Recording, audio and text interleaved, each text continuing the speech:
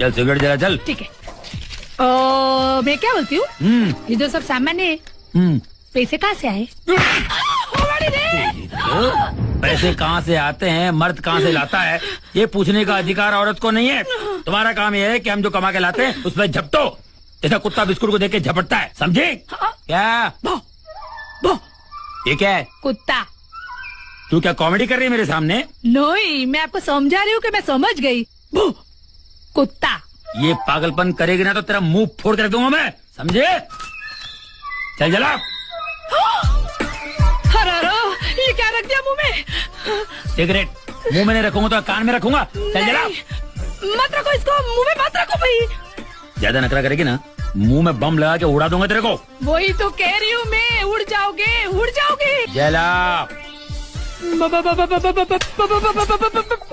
नहीं, पति पति पति। जला।